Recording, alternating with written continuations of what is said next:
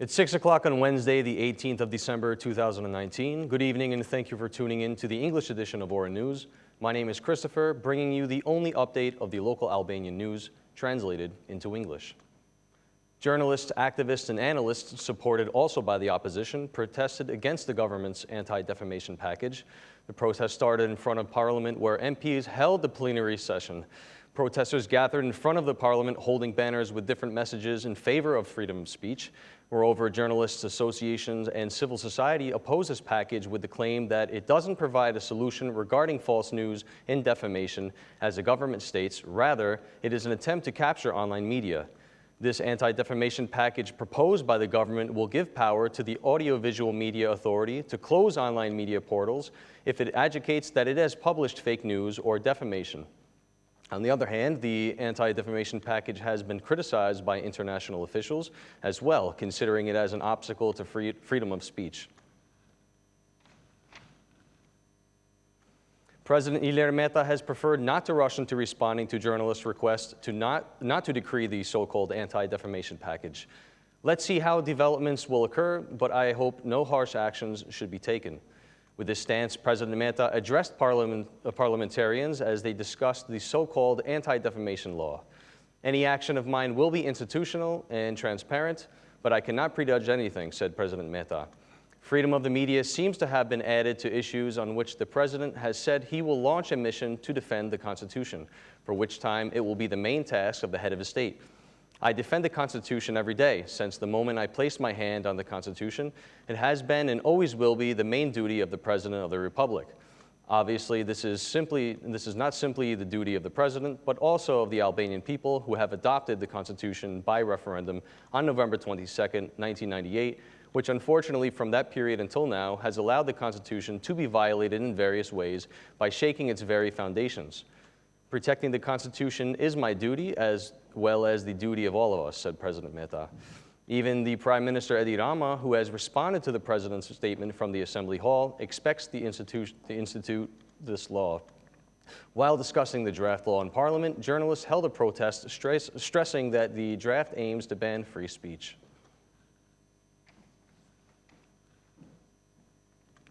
Prime Minister Edi Rama diverted attention from the protest of journalists in front of the Parliament by holding a Parliament session at the same time. The Majority Leader defended the anti-defamation package by ignoring rumors urging him to withdraw this draft law, as had previously occurred. From the Assembly podium, Prime Minister Rama spoke with specific names of journalists who, according to him, have slandered him and his family name.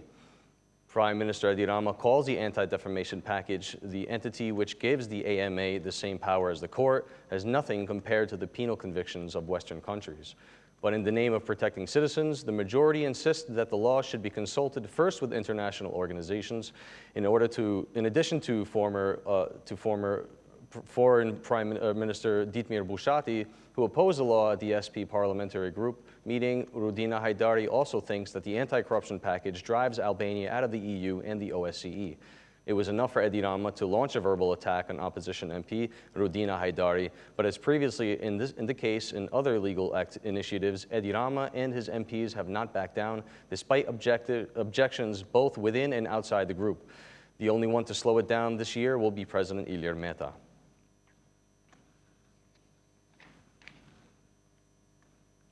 The Ombudsman has reacted by expressing concern over the proposed legal changes regarding media services in Albania, known as the anti-defamation package.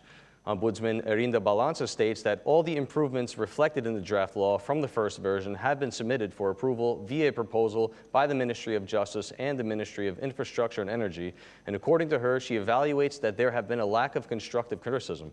But what are the Ombudsman's main concerns?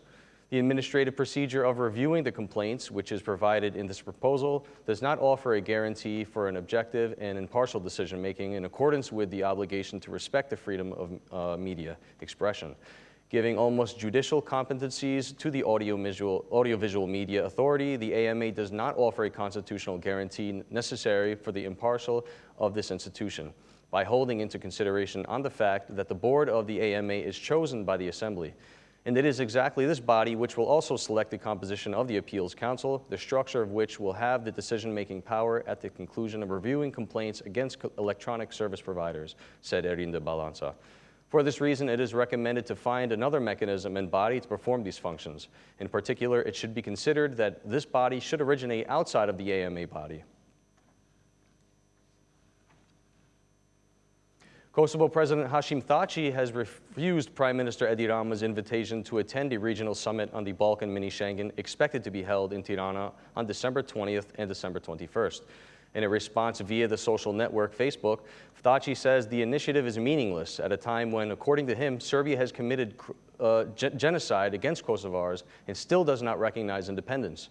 Serbia has committed genocide against the citizens of the Republic of Kosovo, and this day not only denies the crimes committed, but continues to deny the existence of our state. In such a situation, calls and initiatives for regional cooperation are completely meaningless. Serbia and Bosnia and Herzegovina do not recognize the state of Kosovo, stated Thaçi. Thaçi further stated that as long as there is no mutual recognition within these states, there could be no progress in terms of regional cooperation.